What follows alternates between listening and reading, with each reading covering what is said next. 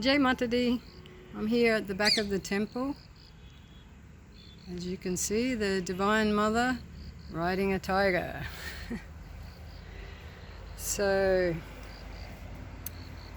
I just wanted to make a short video to just give my thoughts on how to sing or chant mantra and drum, how to do two things at once. So those in the Frame Drum Academy, of course, will hear from Marla say, keep your rhythm simple. So that's one approach. You can either just beat with a stick and keep a beat and get into the practice of singing to the beat, like keeping a beat. Well, first of all, keeping a steady beat and singing to it, and or varying the beat and also singing to that variation. So that's one way, and what I'm trying to suggest here is that there's two ways you can come in, because there's two things you're trying to do simultaneously. So what you have to do is entrain so well in one of them that it becomes automatic. It becomes subconscious a little bit, or you embody it in that your fingers start to do it without your brain being engaged, your conscious mind. So then your conscious mind is left to engage in the thing you're not so familiar with. So you have a choice. Either start with a rhythm and entrain into that and get it so into your fingers and your body that you can drum it even while you're talking to someone coming in the room or reading a book. You could practice even doing that. Can you distract your conscious mind from what you're doing and still continue with the pulse? So if you record yourself, you'll find out. So that's one approach. Either pick a rhythm that you already are familiar with and find a mantra or create a song that goes with it. That way you know you already have one side down and you just have to bring in the other. Second approach, of course, is to already know the song. You know, say for example you're singing Amazing Grace and you've sung it all your life, then you can sing that without consciously thinking about it. Or if it's a mantra that you already know, a simple one, Om Namah Shivaya or Hanuman Chalisa, which is a complicated one, if it's something you've already spent the time to bring into your memory banks and your subconscious, like for me, Hanuman Chalisa, I had to chant every day for a year, 40 verses, to get that somewhat in my psyche. But if I don't do it for 6 months, it's rusty again. So it's something that you have to do probably for a few years if it's very lengthy until you have it.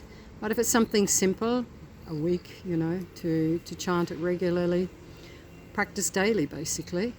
It's like you're setting a groove in your system, and that's what a groove is. When you fall into that groove, your system knows what to do and you're free, the mind is free. So eventually you can bring the two pieces together in a way that both of them are free to make variations. In the beginning you can, of course, vary your rhythm when you're not singing, like in between a verse you can make a little improv thing there and then go back into the pulse, whether it's a 4-beat, 5-beat, 6-beat rhythm or whatever, but the thing that you've entrained into, and you carry the melody with that, and then in the breaks you improvise. So that's one way of making it into music and not just a trance.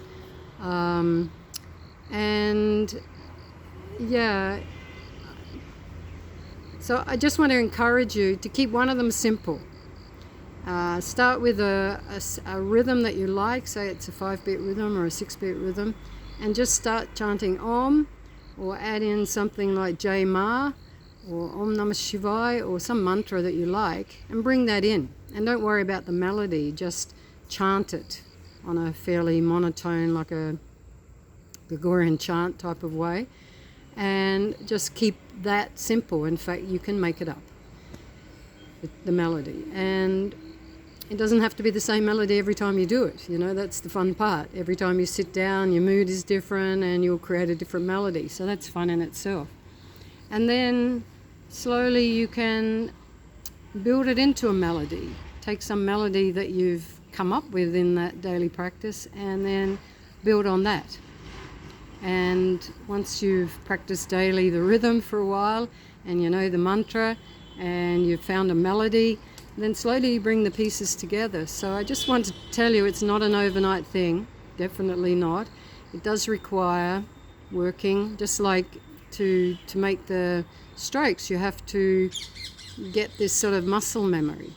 So that's what we're doing. We're trying to get that memory in our whole system, in our mind and in our body, so that we have a foundation by training in at least one of those aspects, either the rhythm, the melody, or the lyrics.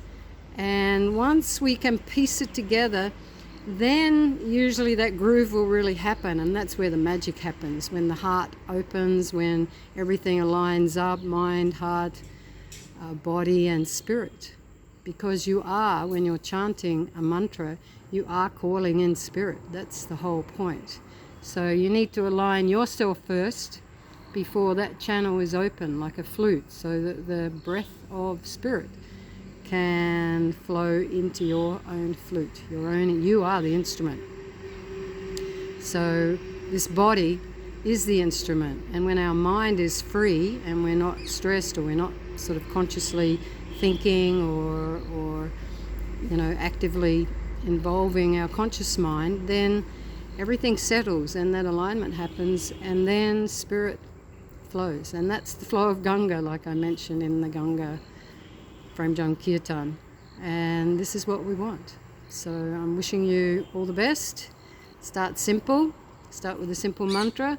Start with a simple rhythm and work your way up.